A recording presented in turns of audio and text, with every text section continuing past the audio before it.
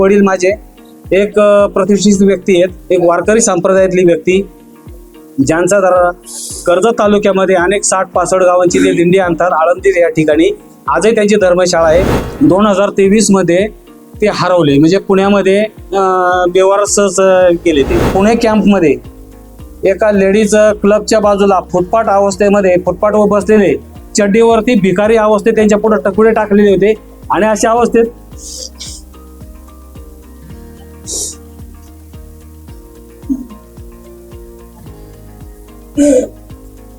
अवस्थेमध्ये सापडून आले.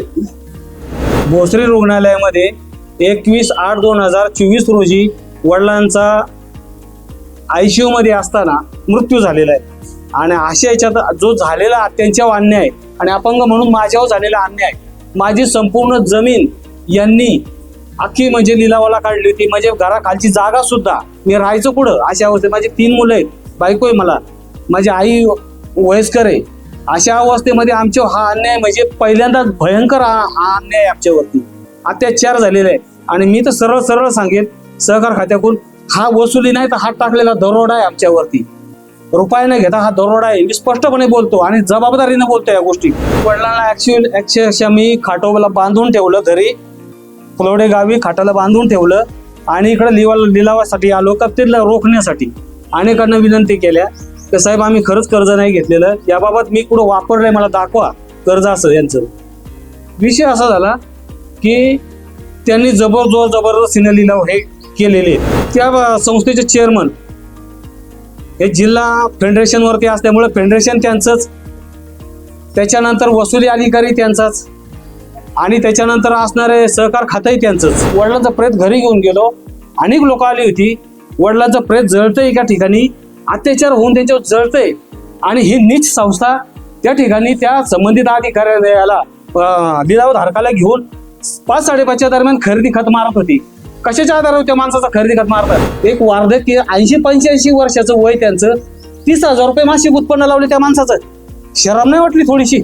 काय करतोय आपण? सर्रासपणे फसवणूक करता तुम्ही लोकांची. आणि अशाच पद्धतीनं बाकीच्या सहकाऱ्यांची फसवणूक केलेली आहे साहेब. याच्यामध्ये आता लेखापरीक्षण माझ्याकडे आहे. आता लेखापरीक्षणामध्ये स्पष्टपणे त्याच्यामध्ये दिले 12 लोकांना माझे पैसे गेलेले. काय संबंध साहेब? खाती कोणाची? संस्थेची फ्रॉड खाती, ज्याच्यामध्ये पूर्वी संस्थेने फ्रॉड केला होता. अशा खात्यांमध्ये सर्रासपणे कर्जदारांच्या पैशाचा तिथं वापर केलाय. शेतकऱ्यांना थकीत दाखवून सरळ त्यांच्या जमिनी काढलेल्या आहेत. जरा व्यथा समजून घ्या, एका अपंग व्यक्तीची व्यथा समजून घ्या. मी अनेक ठिकाणी मी त्यासाठी तक्रारी केल्याच साहेब. मी हे बघा, पोलीस अधीक्षकांना तक्रार केलेली साहेब. एवढंच नाही, जिल्हाधिकाऱ्यांना पण तक्रार केलेली. हे वडिलांचं मी पुराव्याशिवाय बोलत आहे साहेब, पुरावे आहेत माझ्याकडे. विवस्त्र अवस्थेत आढळून आले फुटपाथवरती. तपासले अधिकाऱ्यांनी, काय व्यथा आहे कधी समजून घेतली आमची? कोणी जाणून घेतलंय का खरंच कर्ज घेतले का नाही घेतले? आणि सर्रासपणे जर अशा 101च्या कारवाया जर एखाद्या निष्पाप व्यक्तींवरती लादून जर त्यांच्या अशा जर प्रॉपर्टी जात असतील ना, तर हा वसुली कारवाईने हा दरोडा आहे. दरोडा, दिवसा ढवळ्या टाकलेला दरोडा आहे. संघटित गुन्हेगारी करून दरोडा टाकले त्यांनी आमच्यावर. नमस्कार दादा, तुम्ही आमच्याशी संपर्क केला की तुमची आर्थिक फसवणूक झालेली आहे. तर प्रथमतः तुमचा परिचय सांगा, तुम्ही कुठं राहता, काय करता, याबद्दल तुमचा पहिला परिचय सांगा. नमस्कार, मी अविनाश विठ्ठल कोकणे, राहणार फुलवडे, तालुका आंबेगाव, जिल्हा पुणे. मी 23% अपंग व्यक्ती आहे. आणि विशेष म्हणजे मी प्रकल्पबाधित शेतकरी आहे. आणि सदर फसवणुकीच्या उद्देशाने जर बोलायचं झालं तर मी माझं स्वतःचं मी कोर्स केला होता फिश फार्मिंग, जिथं आमच्या तिथे धरणग्रस्त म्हणून तिथे धरणाच्या काठी जमीन आहे. तर त्या ठिकाणी आपल्याला माझा कन्सेप्ट होता की कुठेतरी बीज व्यवसाय चालू करावा, जेणेकरून बीजचा शॉर्ट आहे महाराष्ट्रामध्ये असतोच. आणि म्हटलं चला बीज व्यवसाय चालू करू. म्हणून मी हा कोर्स झाल्यानंतर त्या ठिकाणी मी पाणी परवाना, जेणेकरून मला कर्ज उपलब्ध होईल या दृष्टीने मी हा पाणी परवाना प्रोजेक्ट मी पाटबंधारे विभागाकडे दिला होता 2017 साली. त्याच्यानंतर हा project report fish farming, Gayatri fish farming हा मला कन्सेप्ट त्या ठिकाणी राबवायचा होता. परंतु शासकीय कर्ज ही लवकर मिळत नाहीत. फार वेळ जातो. म्हणून तात्काळ कर्ज मिळावं म्हणून मला एका ठिकाणी कळलं की बुवा ह्या पतसंस्थेमध्ये म्हणजे संत ज्ञानेश्वर नागरी सहकारी पतसंस्थेत कर्ज मिळतंय. म्हणून मी त्या संदर्भात गेलो होतो, चौकशी केली. त्यांनी त्या संदर्भात माझ्याकडून सातबारे घेतले.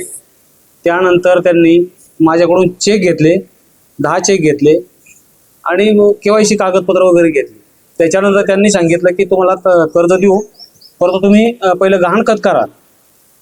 या दृष्टीने मी 13/3/2020 रोजी गहाणखत केलं आणि गहाणखत करताना वडिलांना मी सांगितलं, तर वडील म्हटले बाळा ठीक आहे, तुझा जर चांगला प्रोजेक्ट उभा राहत असेल तर मी गहाणखत करून द्यायला तयार आहे, काय हरकत नाही. म्हणून ते माझ्या सोबत आले आणि वस्तुस्थिती अशी आहे की गहाणखत झाल्यानंतर त्यांची ज्या काय प्रोसेस आहेत त्यांनी त्या राबवल्या मला माहीत नाही. पण त्याच्यानंतर कोरोना काळ चालू झाला आणि कोरोना काळ चालू झाल्यानंतर विषय असा त्या अवस्थेत म्हणजे थोडं कोरोना चालू होता. तर अशा अवस्थेमध्ये मी गेलो होतो. तर मी विचारणा केली कर्जा संदर्भामध्ये, तर ते बोलले आता सध्या कोरोना काळ चालू आहे, नंतर पाहूया तुमचं. आणि तर त्या संदर्भामध्ये जे गहाणखत जे करण्यासाठी अनिता पोखरकर ह्या तिथील व्यवस्थापक यांनी प्रथम म्हणले तुम्हाला गहाणखतच करावं लागेल. मग गहाणखत केलं आम्ही.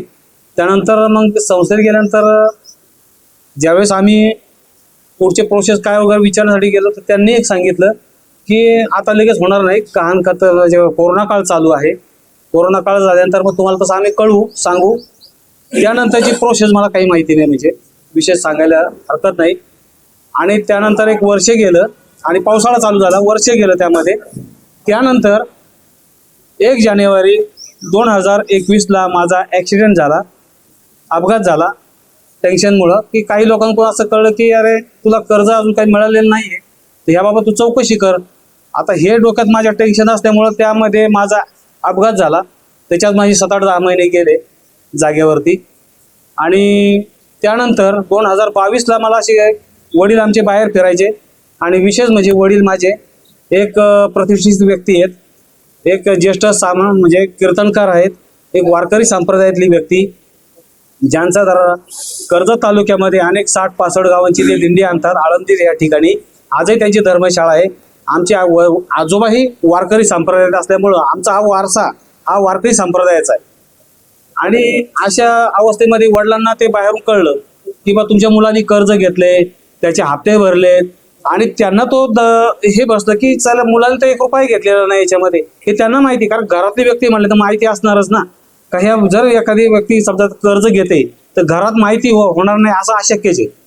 त्यांना म्हणले मुलांनी काही कर्ज घेतले नाही, झालं काय. त्याच्यामुळे त्यांना या बाबतीमध्ये मानसिक त्रास झाला थोडासा. त्यानंतर त्यांचा त्रास वाढत गेला. जसजसं यांच्या चुकीच्या पद्धतीनं कारवाई वाढत गेला तसा त्रास वाढत गेला. त्यानंतर 2023 मध्ये ते हरवले, म्हणजे पुण्यामध्ये बेवारसच गेले ते.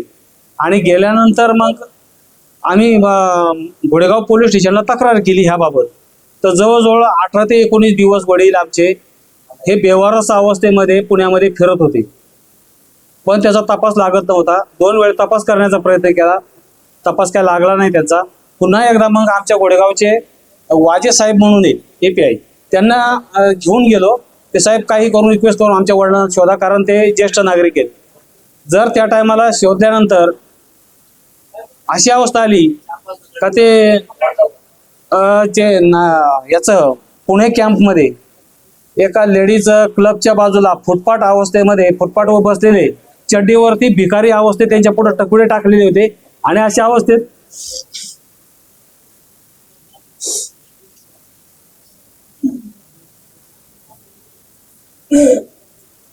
अवस्थेमध्ये सापडून आले. आणि ऍक्च्युली त्यानंतर त्यांना मी दवाखान्यात नेलं. बरेच उपचाराला माझा वेळ गेला त्यामध्ये. आणि विषय असा झाला की त्यानंतर यांच्या वसुल्या कारवाई चालूच होत्या. आता ऍक्च्युली तसं जर बघायला गेलं तर मी कुठल्याही प्रकारचं कर्ज घेतलेलं नाहीये. बाय ट्रान्सफर नंतर आम्हाला कळत गेलं. फेडरेशनकडून काही कागदपत्र काढली, त्या कागदपत्र अक्षरशः माझ्या परस्पर भरलेली दिसून आलेली, म्हणजे मी काही गेलेलो नाही त्या ठिकाणी. विषय असा आहे की त्यानंतर वडील आमचे बऱ्याच वेळा मेंटल हॉस्पिटलला नेलं, त्यांना गोळ्या चालू होत्या, YCM मध्ये नेलं, अनेक ठिकाणी नेलं. परंतु यांचं ज्या टायमाला लिलाव होता 14/5/2024 रोजी यांनी लिलाव कन्फर्मेशन होतं आणि विषय असा झाला की त्या ठिकाणी वडिलांना अक्षरशः मी खाटोला बांधून ठेवलं, घरी फुलवडे गावी खाटाला बांधून ठेवलं आणि इकडे लिलावासाठी आलो का ते रोखण्यासाठी अनेकांना विनंती केल्या तर साहेब आम्ही खरंच कर्ज नाही घेतलेलं, याबाबत मी कुठं वापरलंय मला दाखवा कर्ज असं यांचं. विषय असा झाला की त्यांनी जबरदस्तीने लिलाव हे केलेले आहेत आणि संबंधित व्यक्ती ही संस्थेच्या निगडीतच आहे, म्हणजे थोडक्यात हे भूमाफियाचे आहेत थोडक्यात. आणि विषय असा आहे की यामध्ये त्या संस्थेचे चेअरमन हे जिल्हा फेडरेशनवरती असल्यामुळे फेडरेशन त्यांचंच, त्याच्यानंतर वसुली अधिकारी त्यांचाच आणि त्याच्यानंतर असणारे सहकार खातंही त्यांचंच याच्यामध्ये आणि त्या पिरियडमध्ये मला ज्यावेळेस 2022ला कळलं मी अनेक ठिकाणी तक्रारी केल्या साहेब, भरपूर ठिकाणी एक वडिलांचा आजार चालू, दुसरीकडे तक्रारी चालू. यावेळेस मी अक्षरशः मेटाकुटीला आलो आणि मला काही कुठे न्याय भेटलेला नाहीये या ठिकाणी. आणि ज्यावेळेस वडिलांचा लिलाव चालू झाला, त्यांच्या प्रॉपर्टीचा लिलाव चालू झाला आणि विशेष म्हणजे वडील आमचे सभासद नाही त्या संस्थेचे, मूळ मुद्दा आहे संस्थेचे सभासद नाही तुम्ही. आणि त्यानंतर ज्यावेळेस लिलावासाठी आम्ही त्यांचं चालू ज्यावेळेस गेलो त्या टायमाला अक्षरशः दरवाजा बंद करून यांचा लिलाव वरती चालला होता. त्या ठिकाणी विनंती केली पण कोणी ऐकलं नाही आणि अशा अवस्थेत निराश अवस्थेमध्ये घरी आलो तर अक्षरशः वडील आमचे हाताचं सोडलेलं होतं, मिक्सर पेटलेला होता, टेबल जळलेला होता, ते कसं तरी आम्ही विजवलं, नशीब घर पेटलं नाही, वडील जळालेले त्याच्यामध्ये. एवढी अवस्था म्हणजे बेकार झाली होती. त्यानंतर वडिलांचा आजार बळावत गेल्यानंतर भोसरी रुग्णालयामध्ये 21/8/2024 रोजी वडिलांचा ICU मध्ये असताना मृत्यू झालेला आहे. आणि अशा याच्यात जो झालेला अत्यांच्या अन्याय आणि अपंग म्हणून माझ्यावर झालेला अन्याय, माझी संपूर्ण जमीन यांनी अख्खी म्हणजे लिलावाला काढली होती, म्हणजे घराखालची जागा सुद्धा, मी राहायचं कुठं अशा अवस्थेत. माझी 3 मुलं आहेत, बायको आहे मला, माझी आई वयस्कर आहे. अशा अवस्थेमध्ये आमच्या हा अन्याय म्हणजे पहिल्यांदा भयंकर अन्याय आमच्यावरती अत्याचार झालेला आहे. आणि मी तर सरळ सांगेन सहकार खात्याकडून हा वसुली नाही तर हात टाकलेला दरोडा आहे आमच्यावरती, रुपये न घेता हा दरोडा आहे. मी स्पष्टपणे बोलतो आणि जबाबदारीने बोलतो या गोष्टी. आणि ज्या दिवशी वडिलांचा अन्याय झालाय, अत्याचार झालाय, अशा अवस्थेत मी ॲम्ब्युलन्स मधून मी सहाय्यक निबंधक विठ्ठल सूर्यवंशी हे पारदर्शक तपास करणारे अधिकारी आहेत, एक चांगले होतकरू अधिकारी आहेत जो तपास करू शकतात, अशांकडे गेलो. म्हटलं साहेब हे काय आहे, म्हटलं माझ्या गरीबाव आज माझ्या घालाय, म्हटलं माझे वडील गेलेत, म्हटलं साहेब वारकरी संप्रदायाचा माणूस गेलाय, प्रतिष्ठित व्यक्ती गेली या कर्जापायी, म्हटलं मेंटल झालेत, म्हटलं ते. साहेब म्हटले कोकणे मला कळतंय तुमचं, परंतु ही तालुका संस्था ही जिल्हा लेवलवर आहे आणि मी माझं कामकाज हे तालुका लेवलवरच आहे, त्यामुळं माझ्याकडे हा तपास नाहीये. पण ज्यावेळेस माझ्याकडे तपास येईल त्या टायमाला तुम्हाला न्याय द्यायचा नक्कीच प्रयत्न करेल. तुम्ही आता वडिलांची विटंबना करू नका, हे वारकरी संप्रदायाची व्यक्ती आहे, नका विटंबना करू, घरी घेऊन जा. म्हणून साहेब मी घरी घेऊन गेलो, परंतु जे विश्वासू जे अधिकारी माझे जे पारदर्शक तपास करणारे म्हणून त्यांच्याकडे पहिले घेऊन गेलो, त्यांच्या सल्ल्याने घरी घेऊन गेलो. अन्यथा जर मला जर पारदर्शक फक्त तेवढीच व्यक्ती मला पारदर्शक आजपर्यंत सापडलेली आणि अशा अवस्थेत मी घरी घेऊन गेलो. अन्यथा जर मला कुठे तर त्यांच्याकडून तपास होणार आहे हे मला जर माहीत नसतं तर मी सरळ संस्थेच्या दारात ही डेड बॉडी नेऊन ठेवली असेल, याचा काय करायचं ते बघा, माझा हाच विचार होता. परंतु संबंधित अधिकारी चांगले असल्यामुळे मी पहिला त्यांचा सल्ला घेतलेला आहे. आणि हे संस्थेला ज्यावेळेस कळलं, अक्षरशः तुम्हाला सांगतो वडिलांचा प्रेत घरी घेऊन गेलो, अनेक लोक आली होती, वडिलांचा प्रेत जळतंय एका ठिकाणी, अत्याचार होऊन त्यांच्यावर जळतंय आणि ही नीच संस्था त्या ठिकाणी त्या संबंधित अधिकाऱ्याला लिलावधारकाला घेऊन 5-5:30च्या दरम्यान खरेदी खत मारत होती. कशाच्या आधारावर त्या माणसाचा खरेदी खत मारतात? 2 रुपये त्या माणसाला दिले नाहीत, तो सभासद नाही, मी कर्जदार जरी असलो तर माझे बाय ट्रान्सफर पुढे पैसे वळवले, मलाच तपास नाही ह्या गोष्टीचा. आणि ज्यावेळेस मी ह्याचा तपास लावण्यासाठी परत मी साहेबांकडे गेलो, सदर याचा तपास होणे गरजेचं आहे. आणि त्या टायमाला लेखापरीक्षकाकडे तपास लागला, त्या टायमाला हे 12 लोकांच्या खात्यावर पैसे गेलेले निघाले. आणि संस्था काय सांगते, खोटी संमतीपत्र आमच्या नावाने अविनाश कोकणे यांनी शीतल ढगे यांना पैसे दिले. काय संबंध माझा त्यांना पैसे द्यायचा? माझं प्रोजेक्ट संपूर्ण सांगतंय. मी पाणी परवाना, हा पाणी परवान्याचा असा विषय आहे साहेब, जर हा आपण राबवला नाही तर हा पाणी परवाना रद्द होतो.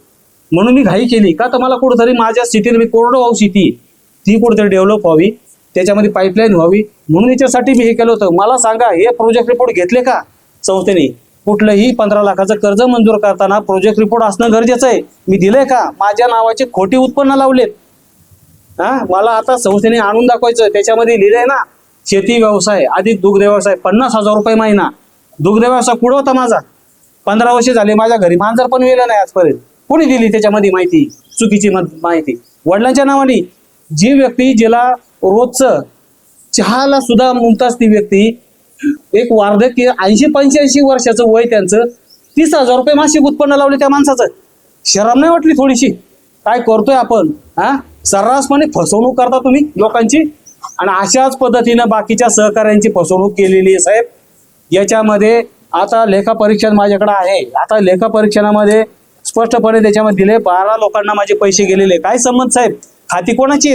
संस्थेची फ्रॉड खाती, ज्याच्यामध्ये पूर्वी संस्थेने फ्रॉड केला होता. अशा खात्यांमध्ये सर्रासपणे कर्जदारांच्या पैशाचा तिथं वापर केलाय. शेतकऱ्यांना थकीत दाखवून सरळ त्यांच्या जमिनी काढलेल्या आहेत खोट्या वसुलीखाली. कोणचा 100चा दाखला? आज ज्या माणसाने कर्ज घेतलं नाही अशा लोकांचे दाखले तुम्ही सर्रासपणे 100चे दाखले मिळवता. याच्या मागं SM तांदळे विचार केला? एकतर्फी त्याच्यामध्ये अक्षरशः रोजनामा घेण्यात आलेले आहे. मी उपस्थित आहे. अशा अनेक जणांचे इथे दाखले आहेत की एकतर्फे रोजनामा काढलेला आहे. ती लोक का गेली नाहीत? का गेली नाही त्या ठिकाणी? जर एवढा मोठा प्रताप होतोय तर त्या लोकांना माहिती असं गेली असती. पण जी गोष्ट माहीत नाही, सर्रासपणे वसुलीच्या नावाखाली लोकांवरती दरोडे टाकलेले आहेत. मी स्पष्ट माझं मत आहे आता हे, आणि माझ्याकडे आजही पुरावा आहे. लेखापरीक्षण असं दाखवत आहे की माझे पैसे 12 लोकांना गेलेले आहेत. संबंध नसताना ही खाती संस्थेची आहेत. माझा कोणाशी संबंध नाही साहेब. स्वतःला जे कर्ज लागत होतं मला स्वतःला लागत होतं, आणि अशी कर्ज सर्रासपणे बेकायदेशीरपणे खोटी संमतीपत्र साहेब सादर केलेत साध्या कागदावरती. तुमच्यावर एवढा मोठा अन्याय झाला, मग न्याय मागण्याकरता कोणत्या वरिष्ठ अधिकाऱ्याकडे तुम्ही गेले नाही का? साहेब गेलो.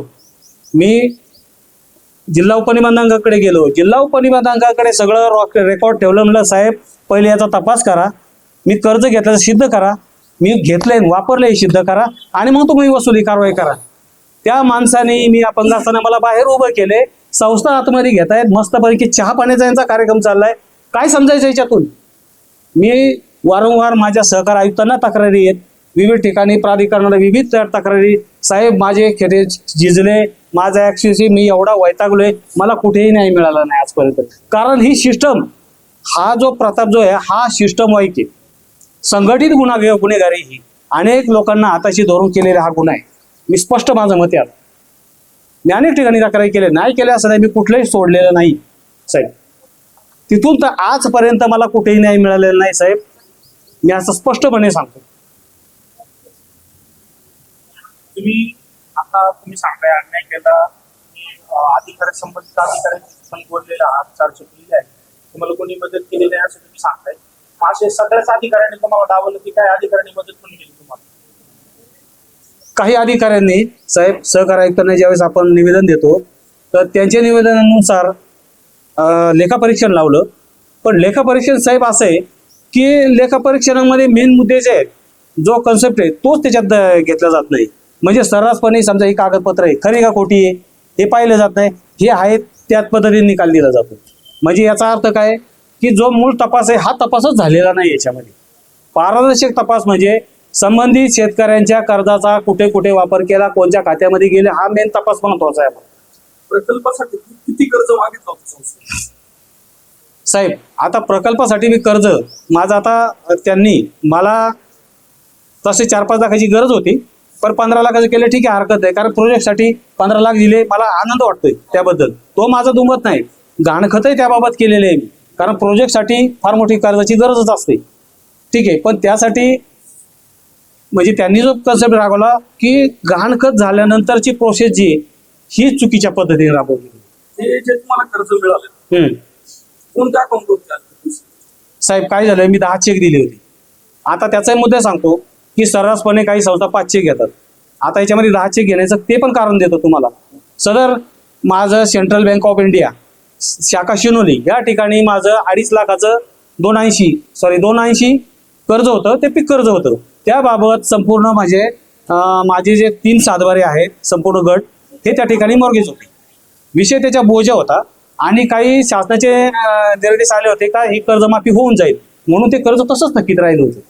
आता ते थकल्यानंतर विषय असा झाला की मंचरच्या सेंट्रल बँकच्या ठिकाणी माझं तिथं पण खातं आहे. त्या ठिकाणी सदर कर्ज न भरल्यामुळं त्या ठिकाणी ते खातं गोठवलेलं होतं. मग यांनी त्या चेकचा काही वापर केला नाही सेंट्रल बँक.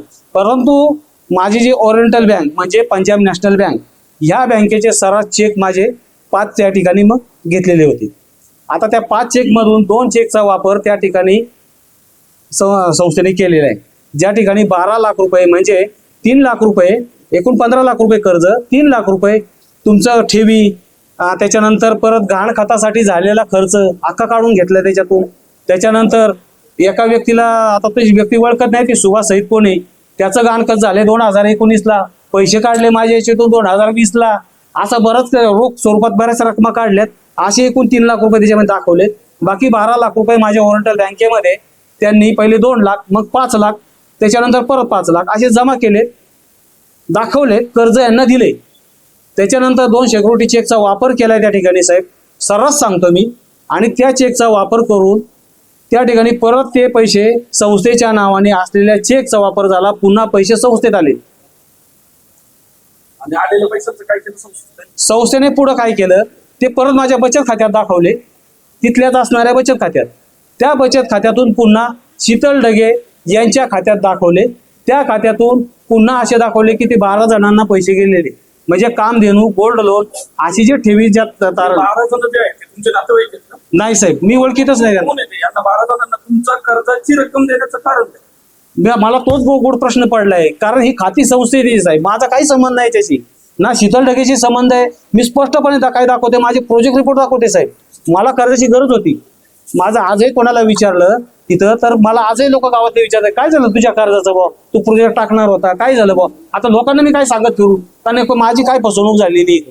याचा अर्थ म्हणजे शीतल ढगे आणि यांचा संस्थेचा काय संबंध आहे मला माहिती नाही. शीतल ढगे व्यवस्थापक होता ना तिथे? नाही, तिथे त्या ठिकाणी कर्मचारी होत्या आणि काय पद काय होतं त्यांचं? त्यांचं लेखनिक पद होतं. आणि त्याच्यानंतर काहीतरी मला वाटतं त्या पेठ शाखेत होत्या त्या माझ्या अगोदर 2017चा विषय हा, त्यामुळे त्याबाबत मला डिटेल एवढं माहिती नाही. त्यांना अधिकार कोणी दिला ते पैसे त्यांच्या खात्यात, तुमचे पैसे त्यांच्या खात्यात? त्यांना आता अधिकार काय दिलाय, कसं दिलंय याबाबत मी संभ्रमावस्था आहे माझी. परंतु यामध्ये ज्या टायमाला त्यांच्यावरती संस्था सांगायला आली का यांनी ते कर्ज वापरले, त्या टायमाला शीतल ढगे यांनी स्टेटमेंट दिले. त्या ठिकाणी स्टेटमेंट दिलेले आहे, त्याच्यामध्ये संपूर्ण लोकांचे जे दिलेले संमतीपत्र आहे हे संमतीपत्र त्यांनी हायकोर्टाला पण सादर केले, विविध प्राधिकरणाला सादर केले का सदर माझ्या याच्याहून गैरव्यवहार हा संस्थेने फिरवलेला आहे. आणि ती वस्तुस्थिती सत्य म्हणावं लागेल, कारण का माझ्या स्टेटमेंटमध्ये दिसतंय की सदर 12 लोकांना जे पैसे गेले. सदर आता ह्या प्रकरणामध्ये एक एक म्हणता अनेक जणांचं असं प्रकरण समोर यायला लागलं आणि अनेक लोक ज्यावेळेस एकत्रित संघटित आलो आम्ही त्यावेळेस कळलं की याचं बी फसवणूक आहे, त्याची बी फसवणूक आहे. आता एक व्यक्ती खोटा बोलेल, सगळीच खोटं नाही बोलणार. त्याबाबत सदर शीतल ढगे यांनी दिलेले स्टेटमेंटमध्ये प्रत्येकाचे पैसे हे कुठं कुठे गेले याबाबत त्यांनी संमतीपत्र कोर्ट ॲफिडेव्हिट करून दिलेले आणि कोर्टाला दिलेले. आणि संबंधित अधिकारी सहकार आयुक्त असेल वगैरे असं तपासाका मी दिलं होतं, परंतु यावर सुद्धा तपास नाही. म्हणजे आणि त्याच्यामध्ये आता लेखापरीक्षणामध्ये HT डोके यांच्या लेखापरीक्षणामध्ये 10 जणांची नावं होती, त्यापैकी 2 जणांचा तपास केलाय, झालं लेखापरीक्षण संपलं. 2 जण त्याच्यामध्ये माझं निघाले, 12 जणांना पैसे गेले. त्यांनी जे स्टेटमेंट दिलं होतं की 12 लोकांना तुमचे पैसे गेलेले, त्या लोकांचं स्टेटमेंट याच्यावरती दिसून आलं की बा ह्या लोकांना पैसे गेले, कारण लेखापरीक्षण सांगते. याच्याहून बाकीच्या लोकांची सुद्धा कशा पद्धतीने फसवणूक झाली याचा अंदाज आपल्याला येतोय. म्हणजे याचा अर्थ ते सत्य बोलतात. जवळजवळ 19 प्रकरणे साहेब.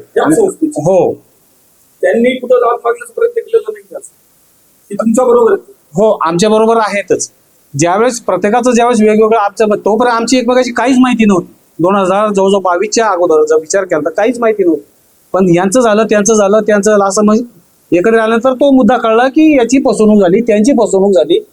त्याच्यानंतर मग संस्था सावध होऊन अनेक खोटेनाटे पुरावे तयार कर किंवा त्या संबंधित अधिकाऱ्यांना भेट, कुठंतरी तपासाला कुठंतरी फाटाच फोड, हे बरेच प्रकारे यांनी केलेले आहेत. आम्हाला थोडीशी तुमची माहिती मिळाली की त्याच्यामध्ये तुम्ही काहीतरी आंदोलन केली. हो नक्कीच साहेब.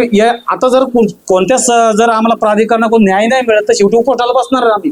2022 साली आम्ही आंदोलनासाठी बसलो. अनेक शेतकरी 24ला बसलो.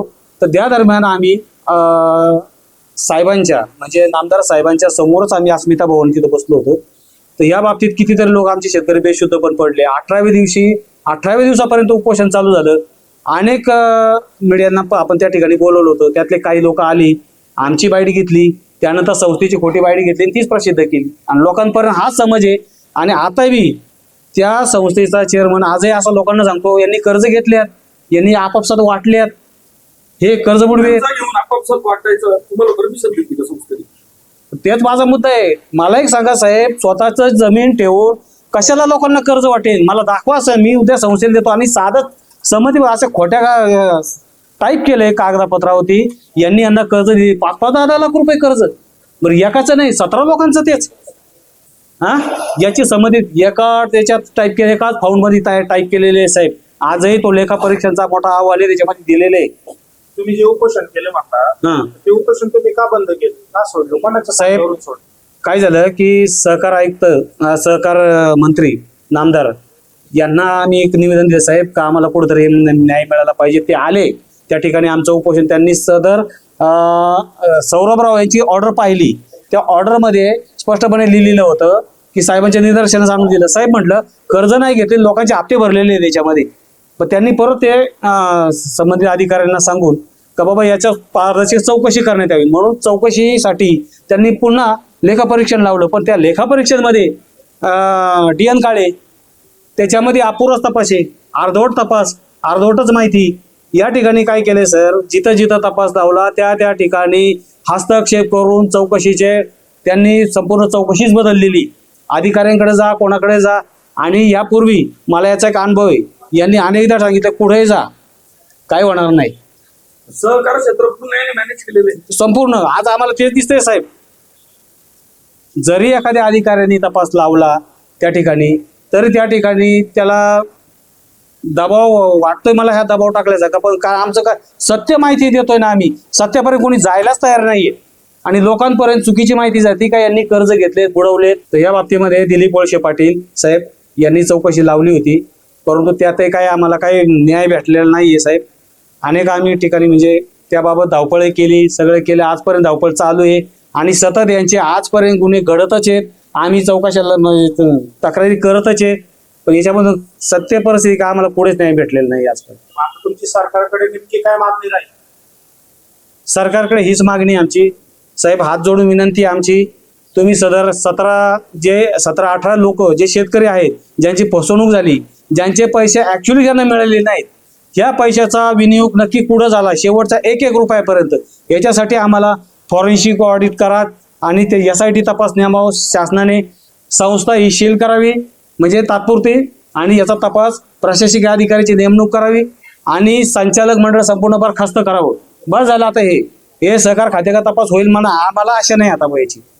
कोणाला काही आशा असेल तर मला नाही सांगता यायचं, पण मला आशा नाही आता. हे म्हणता 2020 आज 2026 चाललंय.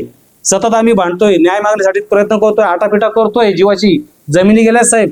आम्ही असं कोणाला कर्ज वाटण्यासाठी आमच्या जमिनी नाही ठेवल्या साहेब. या कोणी कायद्याचा मतितार्थ वेगळा घेत असेल तर कायद्याशी आम्हाला घेणं देणं नाही. आम्ही आमच्या स्वतःसाठी केले साहेब. दस्त करतोय म्हणजे चुकीच्या गोष्टी नाही करत साहेब. शेतकरी ज्या टायमाला स्वतःची जमीन ठेवतो त्याला काहीतरी अडचण असेल म्हणूनच ठेवतो ना, तर लोकांना वाटण्यासाठी ठेवतोय. याचाच एक किस्सा सांगतो. आमच्यापैकी असणारे अपंग जे संघटनेचे अध्यक्ष आहेत, माझ्याबरोबर ज्या सहाय्यक निबंधकाकडे आले, सहाय्यक निबंधकांनी आता जो तपास लावला होता साहेब, पारदर्शक तपास चालू असताना या बाबतीत त्यांना कळलं की आता हे संपूर्ण बाहेर येतंय. अचानक काय झालं माहिती नाही, कोणची ऑर्डर मिळाली, कोणत्या कायद्यानुसार माहिती मागवली, DDR प्रकाश लक्ष्मण जगताप यांनी पारदर्शक तपास चालू असताना तो तपास वर मागून घेतलाय. कशासाठी मागितलाय मला माहिती नाही. जागेवर ते तपास खंडित केलेला आहे या बाबतीमध्ये लक्षात आल्यानंतर. आणि माझ्या संबंधित दिव्यांग ज्या आता जे अध्यक्ष आहेत त्यांना साईटला घेऊन संस्थेचे काही लोक म्हणतायत, तुम्हाला माहिती का अविनाश कोकणे यांनी पैसे वाटले, कर्ज घेतले, तुम्हाला माहिती का, वाटून टाकले पैसे. हा, त्या व्यक्तीने स्पष्ट सांगितलं, साहेब ही का बिस्किटचा पुडा आहे का, खोडला आणि वाटला लोकांना. हा, म्हणजे इतक्या पर्यंत गलथानपणा. मला स्पष्ट शासनाला मागणी आहे, साहेब माझ्या वडिलांच्या मृत व्यक्तींना माझ्या वडिलांना न्याय मिळावा. त्याबाबत मी एक सामान्य दिव्यांग आहे, मी आर्थिक दुर्बल आहे, धरणग्रस्त आहे, प्रकल्पबाधित शेतकरी, माझी तेवढीच उपजीविकेचं साधन आहे. मी स्पष्ट सांगतोय, माझी 28 एकर धरणात जमीन गेली साहेब. माझा त्या आमच्या धरणग्रस्ताचा त्याग लय मोठा आहे याच्यामध्ये. शासनाला साधं जमीन आम्हाला नोकऱ्या सुद्धा देता नाही आल्या याच्यामध्ये.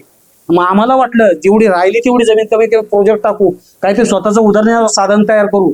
साहेब असं कोणाला कर्ज वाटण्यासाठी नाही दिले. हे जरा व्यथा समजून घ्या, एका अपंग व्यक्तीची व्यथा समजून घ्या. मी अनेक ठिकाणी मी त्यासाठी तक्रारी केल्याच साहेब. मी हे बघा, पोलीस अधीक्षकांना तक्रार केलेली साहेब. एवढंच नाही, जिल्हाधिकाऱ्यांना पण तक्रार केलेली. हे वडिलांचं मी पुराव्याशिवाय बोलत आहे साहेब, पुरावे आहेत माझ्याकडे. विवस्त्राव अवस्थेत आढळून आले फुटपाथवरती. तपासले अधिकाऱ्यांनी, काय व्यथा आहे कधी समजून घेतली आमची, कोणी जाणून घेतलंय का खरंच कर्ज घेतले का न घेतले. आणि सर्रासपणे जर अशा 101च्या कारवाया जर एखाद्या निष्पाप व्यक्तींवरती लादून जर त्यांच्या अशा जर प्रॉपर्टी जात असतील ना, तर हा वसुली कारवाईने हा दरोडा आहे. दरोडा, दिवसा ढवळ्या टाकलेला दरोडा आहे. संघटित गुन्हेगारी करून दरोडा टाकले त्यांनी आमच्यावर. स्पष्ट माझं मत आहे, माझ्याकडे पुरावेच आहे.